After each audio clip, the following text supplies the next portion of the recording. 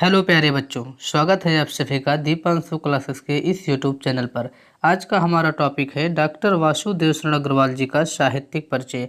यह वीडियो कक्षा 12 के सामान्य वर्ग एवं साहित्यिक वर्ग के विद्यार्थियों के लिए है, क्योंकि डॉक्टर वासुदेव शरण अग्रवाल जी का जो चैप्टर है राष्ट्र का स्वरूप, वह कक्षा 12 के सामान्य वर्ग एवं साहित्यिक वर्ग दोनों विद्यार्थियों के लिए है। तो चलिए आज हम इन्हीं का जीवन परिचय पढ़ते हैं। तो किसी भी लेखक का जीवन परिचय लिखने से पहले आपको कम से कम 4 हेडिंग जरूर देनी पड़ेगी। जैसा कि पहली हेडिंग आपको किसी भी लेखक या लेखिका का या रचनाकार का किसका भी आप जीवन परिचय लिखेंगे तो आपको 4 प्रमुख हेडिंग आपको जरूर देनी पड़ेगी। पहली हेडिंग आपकी रहेगी संक्षिप्त जीवन परिचय की, दूसरी रहेगी आपकी जीवन परिचय की, तीसरी साहित्यिक परिचय की और चौथी रहेगी आपकी प्रमुख कृतियाँ या फिर प्रमुख रचना की। तो सबसे पहले हम इसी क्रम में संक्षिप्त जीवन परिचय को देखते हुए चलते हैं डॉक्टर वासुदेव शरण अग्रवाल जी का। आप लोग हेडिंग दीजिएगा संक्षिप्त जीवन परिचय। आप हेडिंग लगाइएगा संक्षिप्त जीवन परिचय।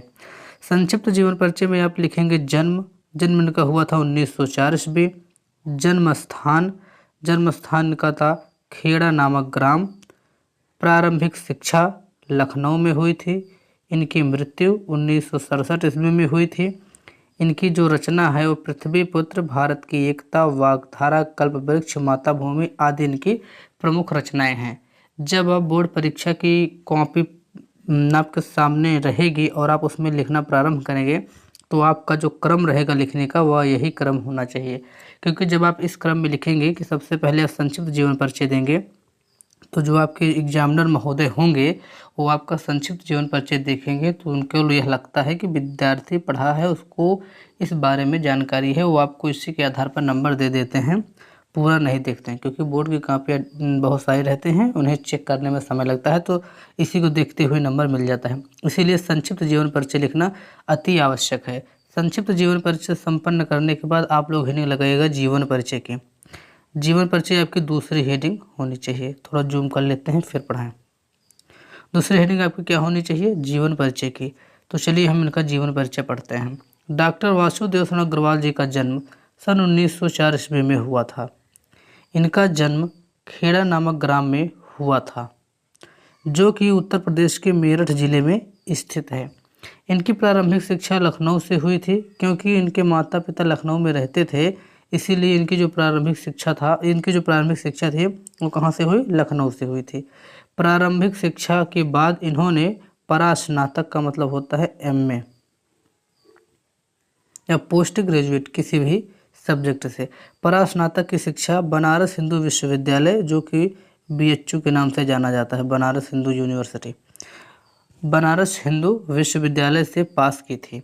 इन्होंने बहुत सी रचनाएं लिखी हैं। डॉक्टर वासुदेव शरण अग्रवाल जी का निधन 1967 ईस्वी में हो गया था। 1967 ईस्वी में हो गया था। तो आप लोग इनका थोड़ा जीवन परिचय के बारे में बता दिए।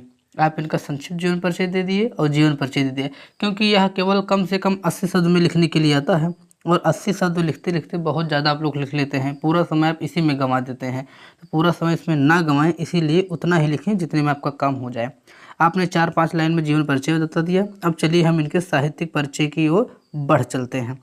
आप इनका साहित्यिक परिचय के लिए आपकी तीसरी हेडिंग होनी चाहिए साहित्यिक परिचय। तीसरी हेडिंग आपकी क्या होनी चाहिए? साहित्यिक परिचय। अब साहित्यिक परिचय में आप इनके बारे में बताएंगे, इन्होंने कौन कौन सी रचनाएं कब की थी या ये अपने जीवन काल में इनकी क्या उपलब्धियां रहीं, वो हम लोग साहित्यिक परिचय के अंतर्गत देखते हैं। तो डॉक्टर वासुदेव शरण अग्रवाल जी ने बनारस हिंदू विश्वविद्यालय से परास्नातक की पढ़ाई पूरी की थी, जिसके बाद यानी उसके उपरांत ही क्या किए, मथुरा के पुरातत्व संग्रहालय में अध्यक्ष पद पर नियुक्त हो गए। यानी जब इनकी शिक्षा, इनका जो परास्नातक हिंदू विश्वविद्यालय से कंप्लीट हुआ, तब उसके बाद ये कहाँ, मथुरा के पुरातत्व संग्रहालय के अध्यक्ष पर नियुक्त हुए। लखनऊ विश्वविद्यालय से अग्रवाल जी ने पाणिनिकालीन भारत पर शोध किया था। कहाँ से? लखनऊ से। लखनऊ विश्वविद्यालय से इन्हें डीलिट की उपाधि प्रदान की गई थी। कौन सी उपाधि? डीलिट की। कहाँ से? तो लखनऊ यूनिवर्सिटी यानी लखनऊ विश्वविद्यालय से। अग्रवाल जी ने भारतीय संग्रहालय परिषद यानी पटना, भारतीय संग्रहालय परिषद कहाँ है? पटना। भारतीय मुद्रा परिषद नागपुर।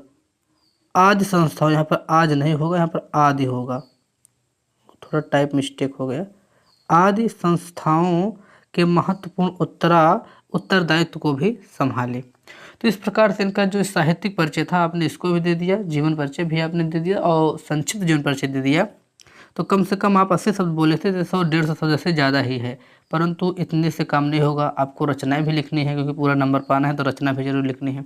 तो आपकी अगली हेडिंग क्या होनी चाहिए, इनकी प्रमुख कृतियाँ या फिर रचनाएं। तो डॉक्टर वासुदेव शरण अग्रवाल जी की प्रमुख कृतियाँ या उनकी रचनाएं कौन कौन सी हैं, आइए देख लेते हैं एक नज़र में।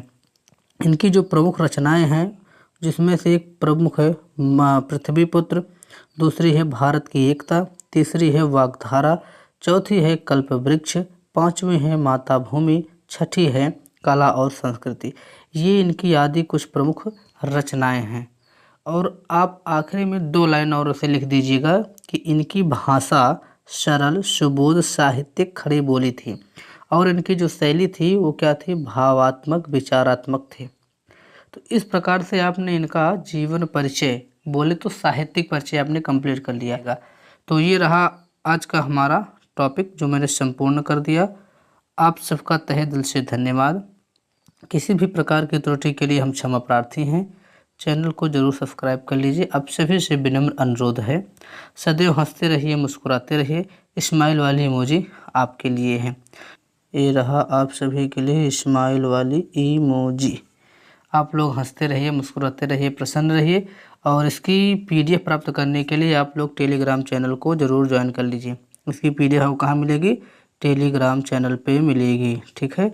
टेलीग्राम चैनल की लिंक डिस्क्रिप्शन के पहले डिस्क्रिप्शन में मैं आपको उसकी लिंक दे दूंगा, या फिर आप टेलीग्राम जा करके आप टेलीग्राम में सर्च कीजिएगा दीपांशु क्लासेस। क्या सर्च कीजिएगा, दीपांशु क्लासेस, SHU और CLASSES, दीपांशु क्लासेस सर्च करेंगे तो भी आपको मिल जाएगा। अन्यथा आप लोग डायरेक्ट जा करके टेलीग्राम चैनल ज्वाइन कीजिएगा, वीडियो के डिस्क्रिप्शन में लिंक है, इसकी आप PDF प्राप्त कीजिएगा। एक बात और, आप इसकी नोट्स जरूर बना लीजिएगा, क्योंकि बोर्ड एग्जाम के आखिरी दिन में बहुत महत्वपूर्ण आपके लिए सिद्ध होंगे, बहुत इम्पॉर्टेंट और बहुत सहायक सिद्ध होंगे। क्योंकि एग्ज़ाम के लास्ट टाइम में उतना समय नहीं रहता है कि आप किसी का भी वीडियो देखें और तैयार करें, क्योंकि मैंने भी एग्ज़ाम दिया है, मुझे भी इस बात का पूरा अफसोस रहता है, पता रहता है कि समय नहीं मिल पाता है, जिसके कारण हम तैयार नहीं कर पाते हैं। और यह पहला चैप्टर है तो वेरी मोस्ट रहेगा, फुल दावा है कि किसी न किसी 7 सेट में, किसी न किसी सेट में ये जरूर पूछा जाता है। तो चलिए इन सब के साथ मैं अपनी बात को विराम देता हूँ। आप लोग जरूर नोट्स बनाइएगा, यह हमारा आपसे भी अनुरोध है। इसकी प्लेलिस्ट में बना कर रखा हूँ, आप लोग प्लेलिस्ट में जा कर के सभी लेखक एवं कवियों का साहित्यिक परिचय जरूर देख लीजिएगा। बहुत बहुत धन्यवाद आप सभी का, तहे दिल से शुक्रिया।